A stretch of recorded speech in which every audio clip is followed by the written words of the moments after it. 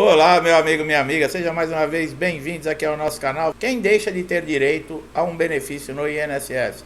Olha, segurado precisa saber dessas informações para saber lidar, tá, com qualquer dificuldade que está tendo. Então, esse é um conhecimento valioso de muita serventia, tá? Quando a pessoa perde, né, a condição de segurado no INSS?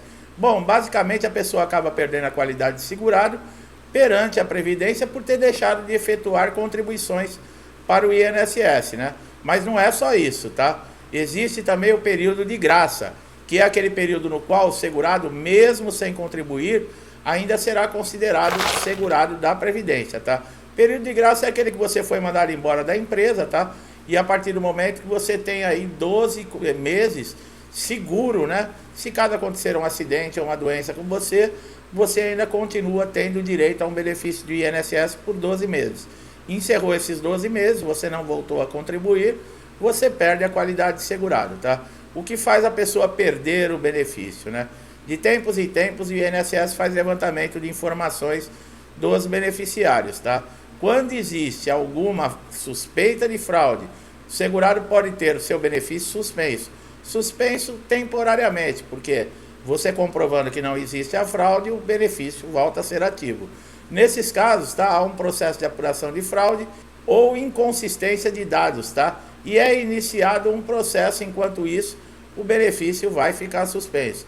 Se você nunca recolheu contribuições para o INSS, você não tem direito à concessão de benefício, por exemplo, como aposentadoria por invalidez, auxílio-doença, mas há a possibilidade ainda de você receber a concessão aí do benefício de prestação continuada, tá?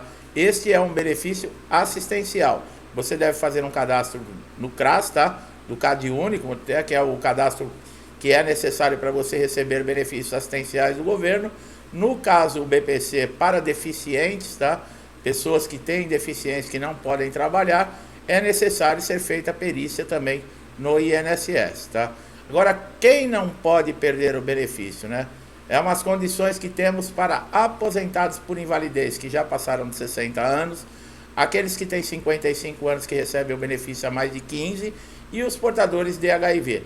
Esses não podem ser chamados para pente fino ou revisão, tá? O INSS não gosta muito dessa lei, tá? Mas é lei que dá essa proteção para esses segurados. Agora tem segurados que têm vergonha de falar, por exemplo, que estão recebendo algum benefício do INSS, tá? Para vocês verem como ficou bem claro aqui nesse conteúdo, nesse início, só tem direito ao benefício quem contribui com o INSS. Quem não contribui não tem esse direito. E o BPC é aquilo, né? É um dos benefícios assistenciais para famílias de baixa renda. O valor atual é o de um salário mínimo, tá? Acho que é 1.302. Existem duas categorias, tá? De BPC. Pessoas com deficiência sem idade mínima e a partir de 65 anos de idade. Essas são aquelas pessoas que não contribuíram tempo suficiente e que nunca vão conseguir uma aposentadoria, por exemplo, por tempo de contribuição, que exige, né? Mesmo depois da reforma da Previdência, exige uma quantidade mínima de anos de contribuição. Então, essas pessoas, para não ficarem sem nenhum benefício e terem uma ajuda assistencial para manter a família, para manter o seu sustento, coisas básicas, existe o benefício de prestação continuada, tá? Mesmo para aquelas pessoas que nunca contribuíram. Essas que completam 65 anos têm direito. Agora tem alguns requisitos, né? Você tem que estar inscrito no CAD único. O que é? Esse CAD único é um cadastro que é feito para você ter direito a receber benefícios assistenciais do governo. Aonde é feito isso? No CRAS da sua cidade. Basta você procurar. É necessário ir uma pessoa que seja responsável da família, maior de idade, levar toda a documentação, porque tudo vai ser verificado, tá? Para ter direito, por exemplo, a renda per capita, quer dizer, por pessoa dentro da família, não pode passar de 1/4 de um salário mínimo. Você vai dividir um salário mínimo em 4, vai dar X, vai dar hoje uma média de quase R$ 300. Quer dizer, cada pessoa não pode ultrapassar essa média, aí tem direito, tá? Caso você já tenha feito o CAD único e ainda não esteja recebendo o BPC, liga no INSS da Previdência Social e marque para você ter um atendimento presencial em alguma agência. Lembrando, todos os detalhes e informações que você passar vão ser confirmados através de uma visita social, tá? Então não adianta querer mentir, não adianta querer falar que não tem renda e tem, tá? Se a renda A é superior, mas para mim receber eu vou falar que a renda é menor. Não adianta, porque tudo isso é comprovado, tá? Agora, diferentemente, né, dos benefícios, por exemplo, de incapacidade, como nós falamos, aposentadoria por invalidez e o auxílio doença, esses são benefícios básicos para aquele segurado que perdeu a capacidade, por exemplo, temporária ou mesmo permanente de continuar exercendo a sua função e vai precisar passar um período afastado.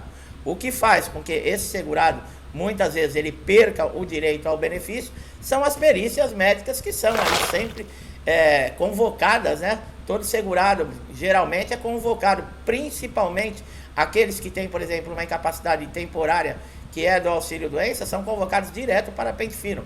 Aposentados por invalidez também podem ser chamados, tá, pessoal? Nós já falamos que isso é um absurdo, né? Porque já que o INSS reconhece que a pessoa está inválido para a sua função ou para qualquer outro tipo de função, ela chamar, por exemplo, uma pessoa para participar de uma reabilitação profissional. Quer dizer, considera inválido, mas ao mesmo tempo não é inválido para a reabilitação profissional. O INSS alega que, por exemplo, os aposentados por invalidez, eles podem sim ter, por exemplo, uma melhora, tá, na sequela ou na doença que gerou esse benefício de incapacidade permanente. Tudo bem, eles têm razão, mas dão exemplos ridículos, né? Quando nós já falamos aqui, uma mulher que foi aposentada e estava grávida, porque teve um problema de pressão, né? A pressão subiu demais na gravidez, o INSS aposentou essa mulher, quando terminou a gravidez, ela voltou a pressão ao normal, porque acho que é eclâmpsia o nome, algo assim. E a pressão regularizou. Aí o INSS dá isso como exemplo, como se todo aposentado por invalidez, o problema fosse uma gravidez, tá? Ou então um probleminha simples que passa um tempo. Existem pessoas que chegam aí nas perícias, né, do INSS, muitas vezes de maca, de ambulância. Outros, o INSS tem que fazer a perícia no local, na moradia da pessoa. Por quê? Porque não tem condições nem de levantar de uma cama. Aqueles que recebem 25% para pagar um cuidador, se já estão recebendo esses 25%, é porque não tem condições de se manterem sozinhos. E muitas vezes o aposentado por invalidez, ele é uma pessoa que não tem mais família, ou então a família mora em outro estado, mora em outro lugar muito distante e ele vive sozinho. Então não há condições. E outra, muitos anos a pessoa fica afastada, por exemplo, aposentada por invalidez. De repente, se ela perde o benefício, como você vai inserir uma pessoa dessa dentro do mercado de trabalho? O INSS, as pessoas que trabalham dentro do INSS como um próprio perito, tem que ter condições psicológicas, né? Não precisa ser formado em psicologia para avaliar uma situação como essa. E não é isso que nós vemos, né? Não é à toa que existe uma lei aí que protege, por exemplo, aposentados que já alcançaram 60 anos, né? Aposentados por invalidez, que chegaram a 60 anos. Aqueles que têm 55 anos e recebem o benefício há mais de 15 anos, esses não são convocados, por exemplo, para perícia e para revisão. Por quê? Uma pessoa que já fez 55 anos, que está afastado há mais de 15 anos aposentado por invalidez, se ela perde o benefício, de que maneira uma pessoa dessa vai retornar ao mercado de trabalho? Primeiro, que as empresas, quando pegarem, por exemplo, a carteira de trabalho dessa pessoa, vão ver lá 15 anos de afastamento. E aí? E muitas vezes a pessoa está empregada, só que quando volta para a empresa, ela tem uma estabilidade de 1 ano. Após isso, pode ser rescindido o contrato. E como é que faz? E essa pessoa sai, recebe seus direitos, mas todo mundo tem gasto, todo mundo tem dívidas. E depois, para retornar ao mercado de trabalho, se não tiver ninguém, por exemplo, para ajudar o sustento da casa, vai lá bater palma de novo no INSS para conseguir novamente um direito que não era para lhe ser tirado, e ele vai ter que entrar na justiça, vai ter que começar tudo de novo. Quer dizer, e mesmo assim, um processo judicial, nós sempre falamos que é muito longo, demora aí no mínimo 2 anos, é necessário fazer comprovação ainda da incapacidade, tem que ter uma documentação totalmente atualizada. Quer dizer, são coisas que acontecem todos os dias dentro do INSS. O segurado de auxílio doença, ele também não tem segurança nenhuma. Por quê? Pagou o INSS por um bom período para ter direito a um benefício. Para conseguir passar muitas vezes numa perícia, às vezes a lesão não é, por exemplo, assim, perceptível externamente. E se você não chegar sem um braço, sem uma perna ou deitado numa maca, muitas vezes o perito acha que você está tentando fraudar, que você não está querendo trabalhar, e muitas vezes ofende esse segurado, como nós já cansamos de falar. Se houver qualquer ofensa pessoal de baixo calão, palavras de baixo calão, processe o perito do INSS, você tem todo o direito a danos morais. Só que é aquele negócio, né? Você vai ter que provar que o perito realmente lhe ofendeu, que ele perdeu a ética, tá? Você também pode fazer uma reclamação no Conselho Regional de Medicina, Mas você tem que ter, por exemplo, uma gravação do áudio, uma gravação da perícia ou mesmo uma testemunha para comprovar que houve aí esse dano moral, tá? Mas é assim que funciona. Aí passa na perícia, geralmente aí 4 meses de afastamento, tem que participar de novo de uma nova perícia, muitas vezes porque fez um pedido de prorrogação. Só que as prorrogações não são eternas. Você pode fazer 3 vezes esse pedido de prorrogação. Depois já começa a ficar complicado, porque se você tiver que fazer, por exemplo, um novo pedido, vai haver uma perícia conclusiva para saber se você ainda continua tendo direito a uma prorrogação ou não. Caso não tenha, você tem que preencher um requerimento. O INSS tem prazo para dar respostas para esses recursos.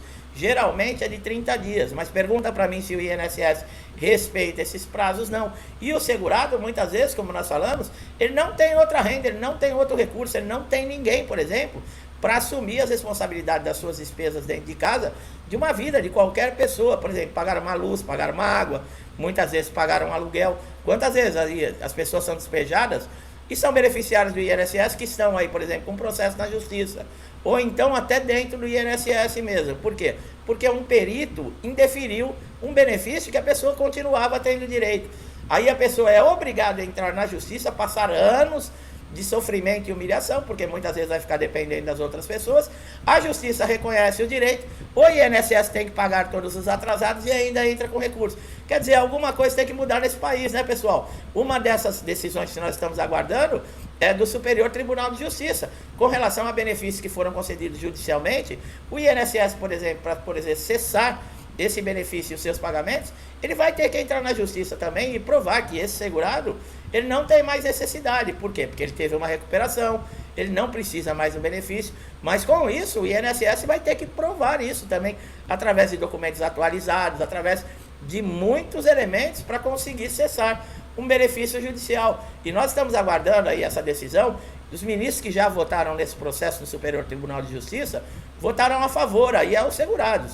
Se der unanimidade, se todos votarem esse projeto virar lei, que o INSS, para cancelar um benefício judicial, também tem que entrar na justiça, vai ser uma das melhores notícias do ano aí de 2023 para todo segurado do INSS que tem benefício judicial, porque as injustiças vão acabar. Como é que pode? O perito judicial passa um laudo para um juiz tem todo o trabalho de examinar a lei, de examinar toda a documentação, de examinar laudos, tudo certinho na justiça por anos.